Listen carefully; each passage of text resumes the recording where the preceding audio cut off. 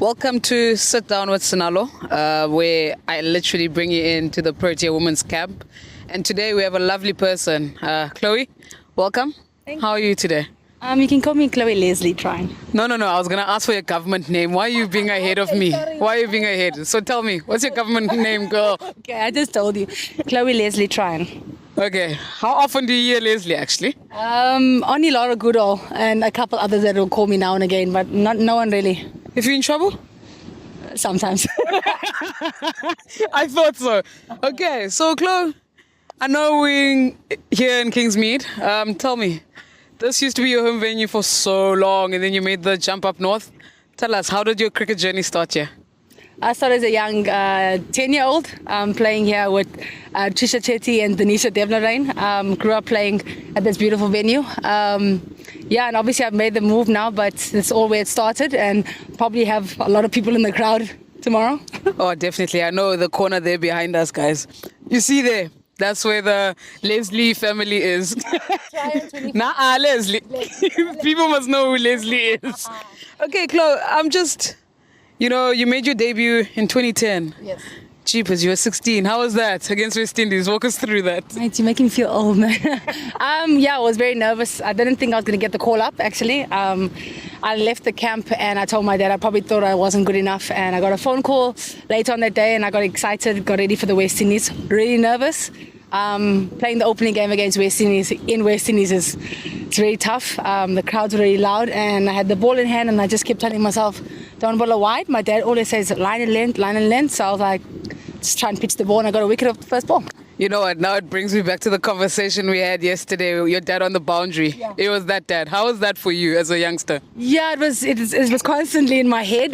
When I played a lot of cricket, like Chatsworth Oval, he would walk around the ground and be like, don't leave the stumps, bowl line and length. And I used to get so annoyed. I used to stop bowling and be like, can you just keep quiet? So whenever I kind of get in my head, sometimes I just think of those wise words that he gave me and just go back to the basics. Yeah, handy is whenever I just think of you from far. One, the gold chains are always active.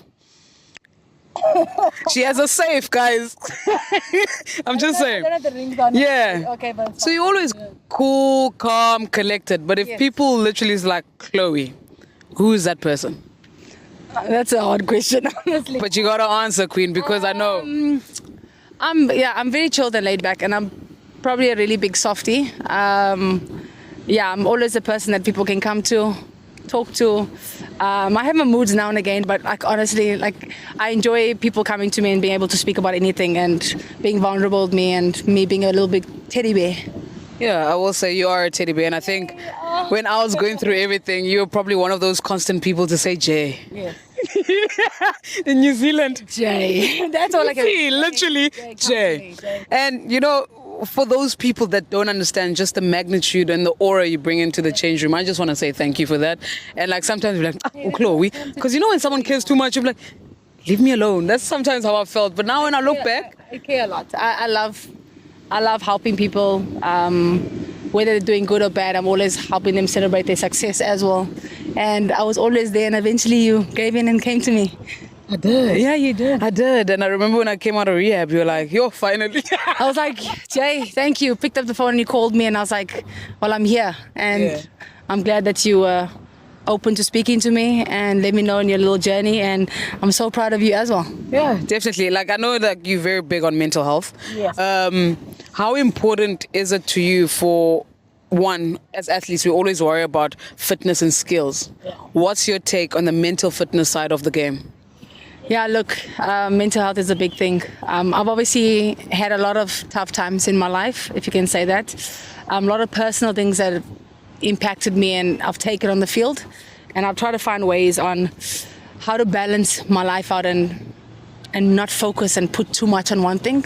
I know people can get into their head a lot. And I feel that it's always good to be able to speak to someone. I feel that I never wanted to speak to anyone. Eventually, I spoke to a psychologist and she was like, are you going to speak? And I was like, just give me some time. I took a couple sessions and I started speaking to her, and she helped me through a lot of things, and I could come forward and be able to speak about things that worried me to anyone because I felt that I could do that and I felt safe. So I think it's something that we always need to focus on. I think, especially after cricket tours as well, whether it's been good or bad, just being able to reflect and take a step back from the game and refresh. We play so much cricket, and sometimes you can get into your head too much. And I watch cricket at home a lot as well. I even get to a stage where I'm like, nah, just have a bit of a break. But sometimes just get away from the game, go sit at the pool. You can come visit me. I like your house. Yeah, I know you do. Even though you don't have Coke Zeros for me. Yeah, the Coke Zeros are flat. I was gone for 4 months, so I don't know what happened. Yeah, and you know what? On that, the mental toughness. I mean, we're entering we've played T20 cricket for so long now, and we're entering 50 over cricket. Obviously, the World Cup in India next year. What has your mental switch been like? Because now it was like in T20, it was like literally every ball. Now with ODI, you get time. What's your processes now, bat or ball in hand? I think the conversations I had with a lot of people and the coaches is kind of going back to basics. I feel that T20 cricket is so high intensity and you can get caught up in that so much, and 50 overs you don't realize how much time you have. So walking in, whether you come in early or late, just making sure you're bad in the situation, or if you come in when they've got a couple of wickets down, making sure that you understand your role, and just going back to basics and keeping it so simple, because 10 overs, times to bowl 10 overs now, and it's a long time. Yeah, it's just basically just basics, going back to basics, do the same thing over and over again and hope they make a mistake. Okay, Kimberly with the 32nd over drinks. What was your mentality? I was like, mate, let's get this game done, please. I was like, no, we first started, I was like, okay, we're right here. And then after a while, I was like, girls, let's finish the job here. It's time now. Let's pack up. We need to go sit in the change room now. Yeah, and I think that's the beauty of it, because once you have your position down, you literally don't want to be there for longer than you should. And what would your message be to those youngsters that just can't stay focused long enough? Yeah, you got to just find ways, even if you're doing something on the field, it's throwing in the ball to the keeper, just keeping your energies high. Because sometimes you can just get lost in that, a team can be 6 down and that's 8 and 9 can bat for 20 overs, and you're trying to find ways and people are getting frustrated. Some people are drifting around. Get the ball in, start getting energy. It's just small moments, because I feel like one small moment in the game can change it. There could have been a quick run, you stop that ball and the next ball could be a wicket against that batter. So it's just small things and making sure that you can do those small things, and hopefully helps them. Yeah, we're almost there. Black Day tomorrow. Yes. One thing I know about you and your black fit. You drip black, eh? Shoes. Listen. We have white socks today, which is out of character for her, but I'm starting to wear a lot of white socks now. But yeah, I have a lot of black clothes. I get shouted at it, but I buy too many, but I love it. Yeah, but obviously tomorrow we're rocking the black kit. What does that game for you mean? It means a lot. I think obviously first game that I played here in Black Day was my 100th. And I had all my family in black clothes. It's a campaign it's really big. We want to make a difference. We want to get people aware of gender-based violence. We want people to come forward and be able to speak. We want them to lean on a friend, call the call center, speak to someone, and just make sure they're heard. I don't want them to feel like they can be silent, and I'm happy that we can be pushing that platform and that campaign. Yeah, 100%. And I think like the fact that we have it every year and creating that awareness, and I think what could we possibly do more as a team for that visibility? I'm hoping we can have a lot more leading in. I'm hoping it's not just 50 over, it can be T20 as well. The crowds have been amazing coming in, so I'm hoping that the more we do it, the more awareness we can bring around, and obviously have more people coming forward and coming and attending games and telling us their stories, and getting more people to come forward and standing together, standing as females together would be amazing. So I'm hoping we can do a lot more of that. Yeah, 100%. And one that always makes us stand together is Test cricket.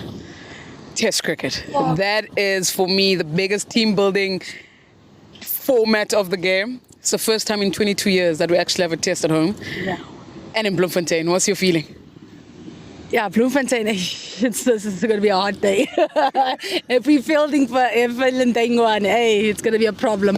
No, look, it's really exciting. I think we've had 2 test matches this year already, so this is going to be the 3rd one. And yeah, the girls are loving the different format. I think it's always something you want to master. So I'm really looking forward to that in Bloemfontein. Hopefully it's not as hot, but I know we have a lot of jokes in the field, so you'll keep me company. I've got this thing about dad jokes, so stump mic. Be active. I don't want to be standing next to you because I'm going to be distracted. No, but you might slip, Mos. Where you going? Yeah, I know. I'm going to stand there. I'm going to sit Yeah, and you know, when I think about Test match cricket, and I always go back to that Perth one. For me, I think as a team, we were pushed to the limit. Yeah. But the fact that no one ever gave me that feeling of I'm going to give up and throw in the towel. Yeah. Everyone tried the best. What was that for you once you finished and you had a drink in hand after the Test match? What was that feeling for you? Yeah, it was tough. We had our backs against the wall a lot of the time. And then I think the way Delmy and Taz went out there and just, they say park the bus. We really parked the bus. We really fought hard and deep. It shows a lot of character. I think having your back against the wall for three full days and coming in there and blocking them out, I honestly thought that they thought they will finish us off in 3 days, and we were trying to push it. But yeah, I enjoyed it. I thought it was a very big mental. I had to dig deep, really deep, especially when they were chirping me a lot. But yeah, I just kept it simple, and I think they started getting quiet when the clock started ticking down. Yep. And I was taking it to about 4 p.m. and they were like, okay, are we going to go to day 4 here? And I was like, I'm going to keep them in the field. But yeah, it was a good test. But I feel that it showed a lot of character from our side. What I liked about it is that we've hardly played any test cricket, and to go out there with backs against the wall against a team that's probably played, I don't even know how many, triple hours. And we came out there with that mindset of like, we're going to do everything we can, and we really fought that last day. So kudos to how the team handled it. We can only learn from that. Yeah, what I take from this, you believe in someone that will literally give it everything they have, and you willing to go to bed knowing that they gave it their all. But now we're going to go to the fun side. Okay, favorite format? T20 cricket. Come on, Chloe Awe, now she wants to be in and out of there, guys. You see now. 3 hours. 3 hours. Coach Mantla, did you hear that? She doesn't want to stay. Yeah, so T20 cricket, why?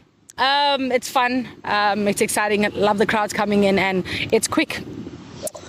Okay, day night? Are you staying? Are you wanting to go out during the day or going out during the night? When I was younger, nighttime was my time. Now, when I turn 30, you're almost there, don't worry. You go to bed a little bit earlier now. So that's me. Her earlier means 1 a.m., guys, but I'm just saying, jokes. Yeah. But anyways, favorite food? Pasta. I love a pasta. Quick and easy. 10 minutes. I thought you'd say Nando's. Yeah, okay, take out his Nando's every other day. Come on. Okay. If I had to make something, I'd have a quick pasta. Okay, we could say on tour Nando's. Oh, on tour Nando's 5 times a week. Easy. Okay, cool. Like chicken. Jokes. I love me some chicken. Okay, to finally end it off, Chloe. Let's go. You are staring. There's a child here. 2 of them. 3. What would you say to them? And we're closing it off straight after that. I'm going to literally say to Josh, thank you. But what would you say to that kid as a message? And they're looking at you with those starry eyes. Can you see it? I can't see. And they're looking at Chloe. How did you get there? What message would you say to them? Don't play cricket. I'm just joking. Do not edit. Do not play cricket. It's very emotional. World Cup final. It's very emotional. But it's a beautiful sport, and you'd make amazing friends for life and family, and you create amazing memories. So